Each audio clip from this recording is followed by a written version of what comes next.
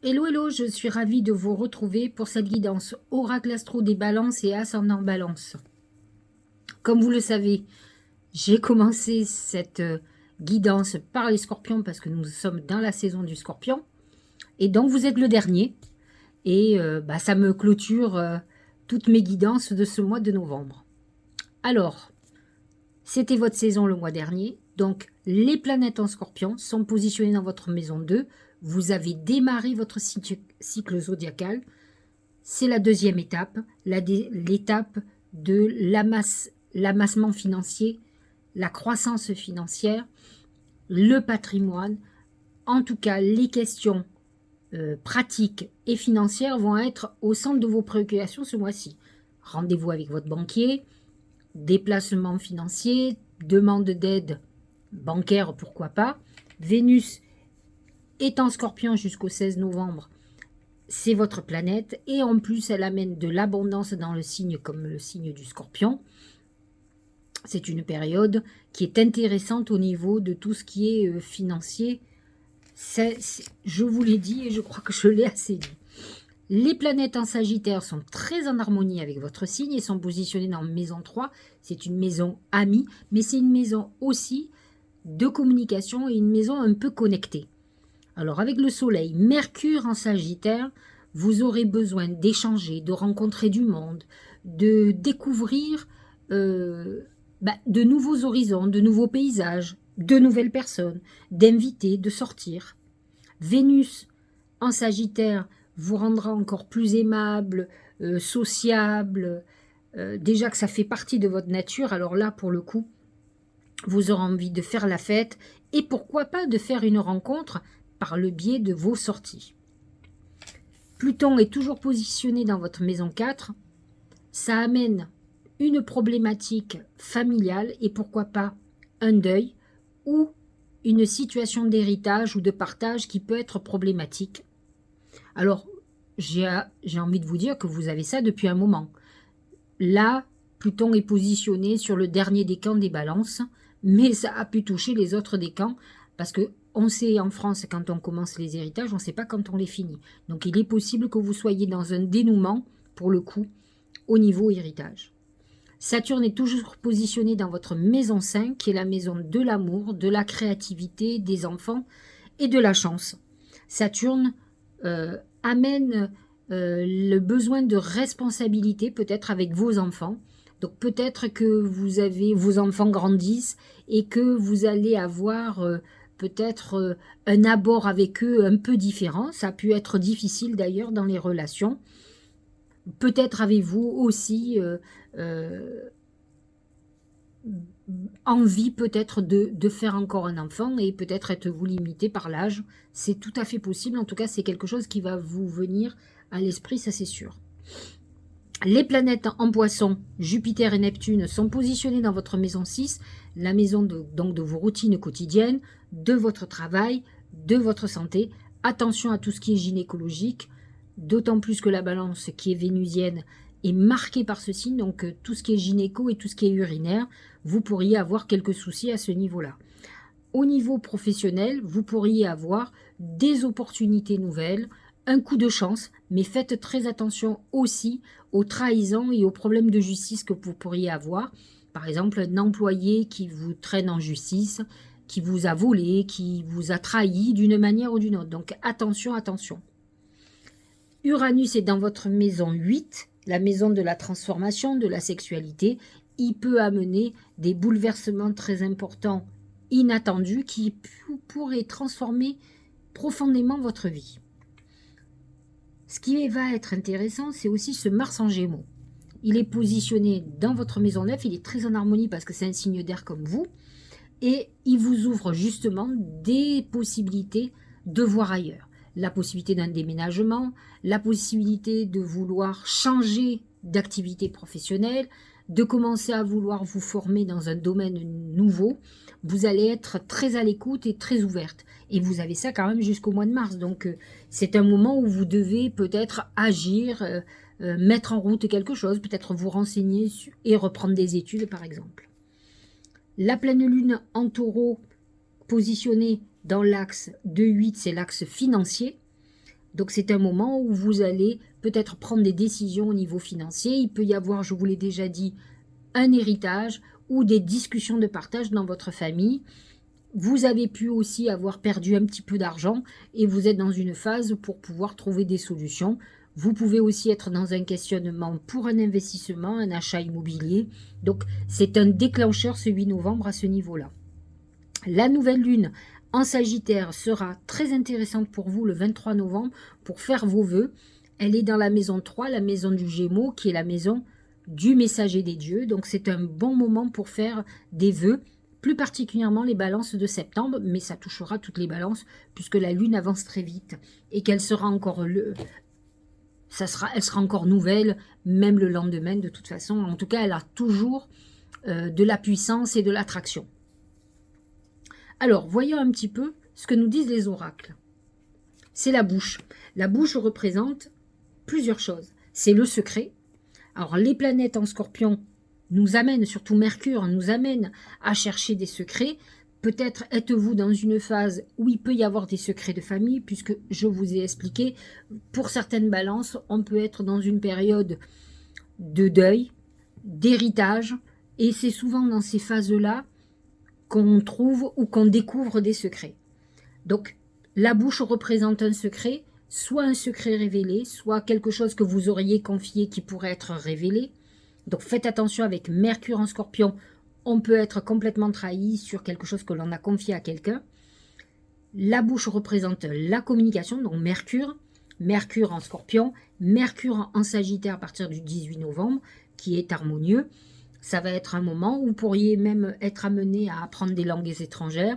Vous aurez besoin de communiquer, d'échanger, de bouger, mais la bouche représente tout ce qui passe par la bouche. Donc la voix, la parole, le chant, pourquoi pas pour certains. La bouche représente aussi tout ce qui est lié à l'alimentaire. Ça peut être un moment où vous vouliez faire un régime, ça peut être un moment où vous ayez des problèmes digestifs ou des problèmes effectivement de poids. Donc vous ayez envie de changer de silhouette. Mais nous verrons ça dans le détail par rapport aux autres oracles. Au niveau professionnel, c'est l'homme. L'homme, c'est votre entité, c'est Mars. C'est Mars qui est l'homme, la masculinité, et vous qui êtes la féminité, puisque vous êtes Vénus. Donc l'homme représente dans le travail, alors certainement une interaction avec d'autres hommes, peut-être une problématique avec un homme dans le travail, quelqu'un pour lequel vous avez peut-être des décisions à prendre, vous pouvez être partagé entre amitié, entre problèmes, enfin en tout cas, c'est un homme qui va être au centre de vos préoccupations professionnellement parlant. Mais l'homme représente aussi toute la puissance masculine, qui est encore une fois l'opposé de Vénus, et donc c'est le courage, c'est prendre des décisions, c'est avancer. Je ne dis pas que les balances ne peuvent pas prendre de décisions, mais elles sont quand même beaucoup plus dans la contemplation. Cette féminité laisse l'homme à prendre les décisions. Donc vous allez être dans une période où il va falloir agir, et Mars en Gémeaux vous pousse à dire les choses, à parler. N'oublions pas que l'oracle principal, c'est la bouche, c'est les explications, c'est je dis ce que j'ai à dire, je dis ce que j'ai au fond de moi, mes rancœurs. Donc vous pourriez avoir des discussions ou des prises de décision très importantes, professionnellement parlant, parce que c'est quelque chose qui couvre depuis un moment et peut-être pour lequel vous n'aviez pas encore le courage d'agir. Donc vous êtes dans cette phase-là. Au niveau amour, c'est la bougie. La bougie, c'est l'espoir. Vous pourriez être dans une période délicate au niveau amoureux, malgré qu'avec Saturne, qui a peut-être mis à mal un peu vos sentiments, vos relations de couple, par exemple. C'est vrai que ça a pu être délicat, d'autant plus que pendant un certain temps, vous avez eu Jupiter dans votre maison 7. Alors pour certains, ça a été la rencontre de quelqu'un avec qui ils ont eu envie de construire, mais ça peut être aussi, Jupiter représente la loi dans la maison 7, représente un divorce ou la volonté d'une séparation. Donc la bougie peut amener le côté espoir de renouveau ou de redémarrer. Vénus en Sagittaire n'amène pas obligatoirement des relations obligatoirement stables, on est plus dans quelque chose de léger, mais c'est quand même un moment où on peut travailler la discussion, l'échange, les explications avec l'autre pour essayer d'améliorer une situation ou pour repartir sur des bonnes bases. Et la bougie nous donne bon espoir pour ça. Si par exemple vous travaillez avec votre conjoint, puisqu'on parlait d'homme tout à l'heure, ça va être peut-être que le fait de travailler ensemble a posé problème dans votre couple, donc il va falloir se poser et discuter intelligemment. Bon, ça, les balances sont assez diplomates, ils savent discuter. Le tout, c'est de ne pas rentrer dans une impulsivité et choisir les bons mots. C'est la bouche, encore une fois. On est dans ce côté échange où on a besoin d'exprimer. Au niveau santé, c'est l'ange. L'ange vous protège, vous annonce des bonnes nouvelles, des résolutions de soucis. On est plutôt dans un bon mois au niveau de la santé. Malgré que Jupiter, alors Jupiter amène, par exemple, Jupiter en poisson va vous amener en maison 6 des solutions, c'est-à-dire des médicaments, un traitement adéquat à un problème. Donc c'est plutôt la résolution et avec l'ange, je comprends. Mais Neptune en poisson peut amener aussi les infections, les problèmes respiratoires, les problèmes justement de bactéries, de virus, etc. Mais Jupiter amène les solutions et les médicaments. C'est plutôt positif, ça devrait contrebalancer. Alors, certains astrologues n'ont pas cette même vision. Je l'ai lu et ça m'a un peu perturbée parce que ma première impulsion, alors ma première intuition, puisque je travaille beaucoup l'astrologie, alors je connais bien l'astrologie, mais je la travaille beaucoup plus de façon intuitive, comme je pourrais utiliser des cartes, hein, comme je connais la signification, je dis ce que je pense. Et c'est vrai que vous avez un certain nombre d'astrologues qui ont parlé que Jupiter est un accentuateur, accentue les choses, il expanse, c'est la vérité, et il va accentuer ce Neptune en poisson. C'est-à-dire qu'il pourrait accentuer un virus. Moi, je l'ai vu plutôt comme quelqu'un qui va résoudre, qui amène, c'est la justice qui tranche, mais qui amène la solution. Vous voyez, j'ai vu ça beaucoup plus positif. Alors peut-être que c'est ma manière positive de voir les choses et finalement pas intuitive. On verra ce que ça va dire, mais c'est vrai que certains astrologues ont annoncé qu'à partir de novembre, il y avait de nouveau des épidémies, l'accroissement de la maladie. Alors, bien sûr, on rentre dans l'hiver. Pour le moment, il fait très chaud, donc on a plutôt du bol, on va dire. Mais bon, on va le payer à un moment donné. Enfin, l'hiver va arriver. Donc j'ai envie de vous dire, il pourrait avoir raison, mais Jupiter donne quand même traitement, médicaments, solutions aux problèmes. Donc moi je le vois comme ça. Donc vous, dans votre cas aussi, puisque c'est quand même dans votre maison 6, donc vous pour le coup c'est très médical, très médical, pardon, vous auriez pour moi un accroissement de solutions, ou en tout cas les deux solutions. Si d'autres astrologues ont raison, ça peut être un accroissement de la santé. Mais bon, moi je me conforte à l'ange qui vous dit qu'il y a une protection. Donc ça ne fait pas dire que vous allez avoir une maladie qui va s'amplifier ou dégénérer. Au niveau du Tao, la discipline. Alors la discipline, c'est un grand souci pour les balances qui sont plutôt dans la contemplation, qui ne sont pas dans la rigueur. La discipline correspond plus au bélier, le signe opposé de la balance, au Capricorne. Cependant, comme tous les signes complémentaires et opposés, vous avez la vraie balance qui est adoucie, même chez les hommes, un côté féminin, etc. Et vous avez les balances qui se sont imprégnées des énergies du bélier. Je vous donne un exemple, c'est Poutine. Poutine est bélier et balance, alors qu'il a un côté plutôt guerrier comme un bélier. La balance, normalement, refuse le conflit, elle est plutôt à vouloir apaiser, elle est dans le compromis. Pas le bélier. Le bélier, il affronte, il y va. Donc là, on vous demande de la discipline, et c'est vrai que ça ne correspond plus au bélier ou au capricorne qu'à la balance, qui n'aime pas la discipline, qui aime être cool, le laisser aller, pas de contraintes. Vous voyez, si elle pouvait ne pas travailler, ça serait l'idéal. Exerce de l'autorité, mise en place de limites. Donc c'est vrai que la balance peut être très autoritaire, donc avoir ce côté un peu bélier, très tranchante, comme la justice. Après tout, la balance représente la justice.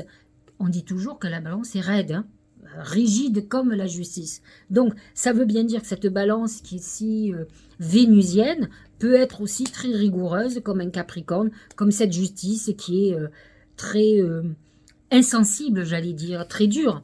Même si on essaye de mettre beaucoup d'humanité dans la justice, normalement, elle doit être tranchante.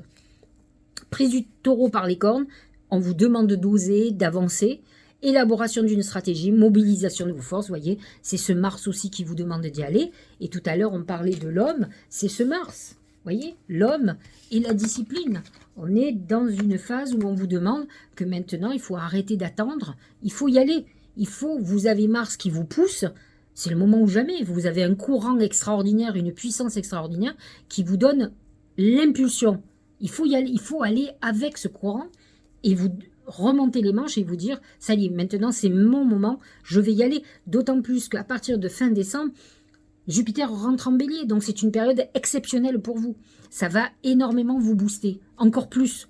Donc si vous commencez à avancer, entre Jupiter et Mars en Gémeaux, vous allez faire des étincelles. Hein. Regardez, osez. Bah oui, c'est le même message qui revient et qui revient. Miser sur la chance, prendre des risques, sauter à pieds joints sur une occasion. Voyez, les messages de l'oracle sont très en harmonie avec ce que dit le ciel et vous disent qu'il faut y aller, il ne faut pas attendre. Vous avez toutes les configurations qui sont exceptionnelles pour vous. C'est vrai, je pense que vous aurez des choses à dire, vous aurez des règlements de compte à faire, vous aurez besoin d'exprimer, il y a des choses qui doivent être sur votre cœur et que vous avez besoin de sortir. Vous aurez besoin de faire les choses, de les concrétiser. C'est important. Les mains ouvertes. Grâce à l'énergie du lâcher-prise, vous entrez en résonance avec ce qui se prépare pour vous dans l'invisible. En fait, c'est ce que je vous disais tout à l'heure quand je vous disais, il faut suivre cette impulsion, il faut suivre le courant. En fait, ce lâcher-prise, ça veut dire je me laisse porter. Ça ne veut pas dire je ne fais rien. Je sens où on veut m'amener et j'y vais. Je suis dans l'acceptation et je vais faire tout ce qu'il faut pour aller dans ce sens. Donc en fait, il faut suivre le flux et même aider. Vous comprenez, à accélérer les choses. Donc, ne pas aller où les portes s'ouvrent, en fait. Où les portes s'ouvrent. Ne les laissez pas ouvertes pour rien du tout. Se séparer. Lâche prise. Laisse aller. Défais-toi de cette personne, de cette situation qui te tire vers le bas. Mets de la distance. Éloigne-toi. Envole-toi vers la meilleure version de toi. C'est comme les mains ouvertes. Hein. Se lâcher prise. On vous dit... Arrêtez de résister à des choses, mettez votre énergie dans ce qui va être constructif. Je pense qu'à un moment donné, il faut pas vouloir absolument des choses qui ne sont pas bonnes pour nous et qui ne fonctionnent pas. Alors parfois, il faut crever l'abcès, il faut dire les choses et se peut-être être tranchante comme une balance, se dire ben non. C'est cette discipline, c'est cette rigueur. Arrêtez. Vous savez, le problème de la balance, c'est un peu le problème de la France. La France, c'est balance, voyez. Et... elle a un karma, elle vient karma nœud sud, bélier, karma nœud nord, balance. C'est-à-dire qu'en plus, non seulement elle est balance, mais elle a un karma qui va vers la balance, c'est-à-dire la paix, l'harmonie. Je comprends tout, j'arrange les choses. Mais parfois, il faut qu'elle soit tranchante. Parce qu'après, elle laisse faire des choses inacceptables. On vit la même chose, et c'est ce que vous êtes en train de vivre aussi. Alors à un moment donné, si vous vous aimez, vous vous respectez, il faut aussi que les autres vous respectent et il faut savoir être, voilà, remettre la discipline, remettre des choses qui vous déplaisent parce que vous auriez envie que tout le monde vive en bonne intelligence. Mais parfois, il y a des gens qui ne sont pas intelligents ou qui profitent de votre façon d'être cool, de votre compassion, de votre gentillesse comme une faiblesse. Donc, il faut être conditionnel, montrer que vous pouvez aussi mettre des barrières et surtout vous débarrasser de tout ce qui est toxique parce que finalement, ça vous freine, quoi. Et je pense que vous arrivez à un stade où ça vous fait du mal. Donc là, osez, il va falloir que vous avanciez. Il va falloir que vous disiez ce que vous avez à dire. Il ne faut plus hésiter. Voilà, c'est le moment ou jamais d'y aller. J'espère que cette guidance vous aura éclairé. De toute façon, ça y est, vous êtes parti, vous. Hein. Vous êtes sur la roue du zodiaque, c'est parti. Maintenant, il reste 10 mois à faire, puisque vous avez déjà fait 2 mois. On se retrouve au mois de décembre, parler du Sagittaire et du Capricorne. Je vous souhaite un très bon mois de novembre, qui a l'air pas mal. Mais bon, il va falloir faire, agir, dire aussi, communiquer. Et je vous dis à très bientôt. Passez un très bon mois de novembre.